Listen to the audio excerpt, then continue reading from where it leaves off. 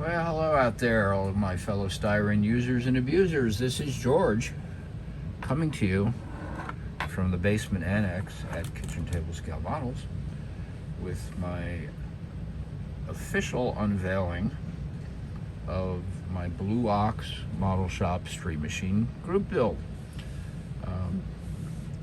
This was supposed to be finished by New Year's Eve, and as I film this, it's February something or other, 8th, 7th, 9th, I don't know, something like that.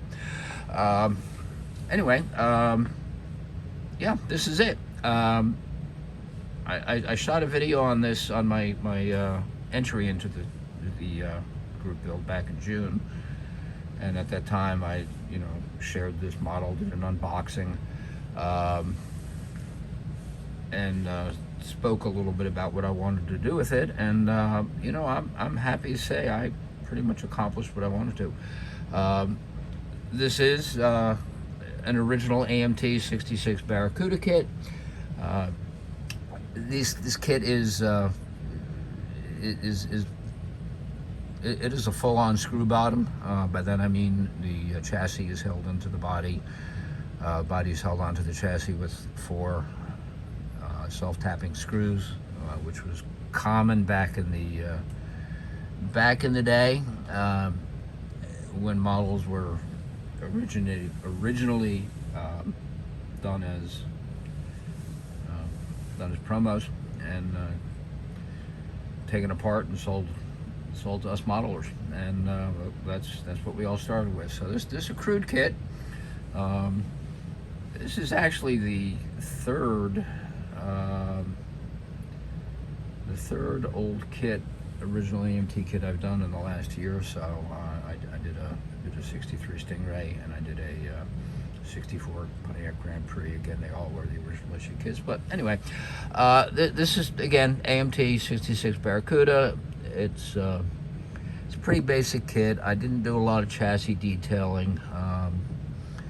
What I was trying to achieve here was a low buck street machine. Again, it's a little piece of schmutz there. It's a low buck street machine. Maybe the scenario is something. It's now. Oh gosh, I don't know. Maybe early 1970s or so, and Junior inherits dad's car and takes to hot rod in it.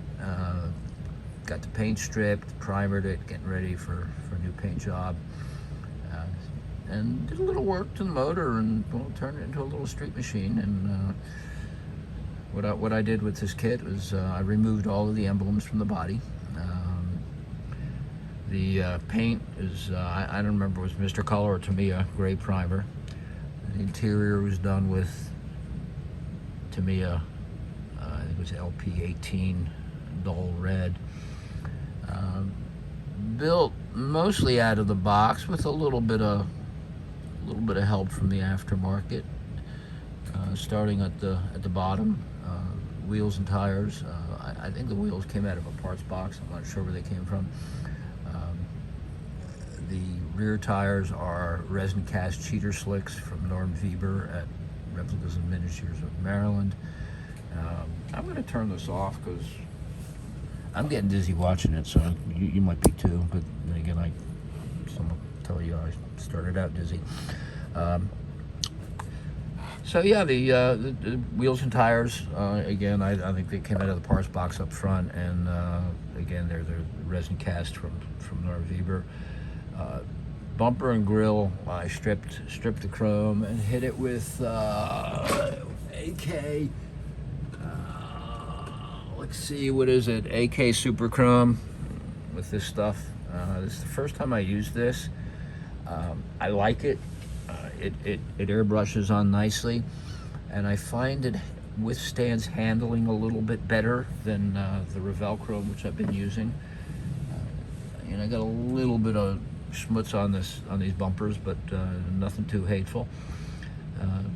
Trim on this was done with bare metal foil. I tried using the new Tamiya aluminum foil, but that stuff is so thin, it's impossible to get to lay down. And well, I've gotten pretty comfortable with using bare metal foil, and kind of made my peace with it. And yeah, I had fun with this one.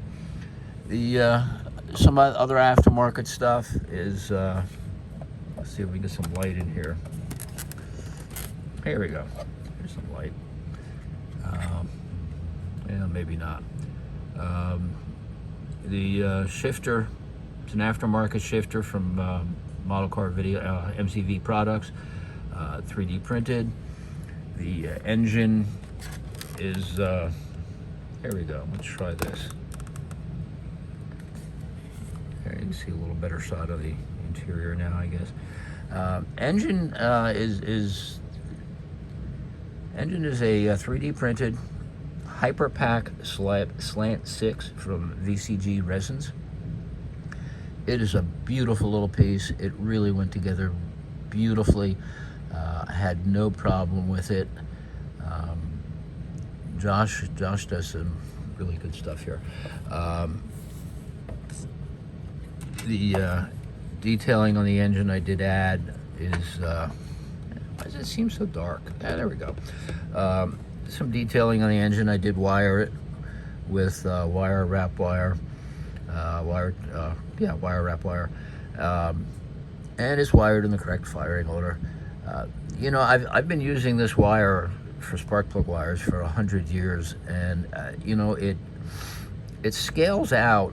If you measure it, it scales out at about 8.5, 9 millimeters, which is just a little thick for most spark plug wires, and I think probably about right for a high performance racing wire. But it's starting to look thick to me. So next time I do an engine, it's going to have some of the thinner wire from Detail Master or somebody like that. The velocity stack on here did come from Protec, and you can see in there there's a 3D printed fan, not 3D printed, photo etched flex fan.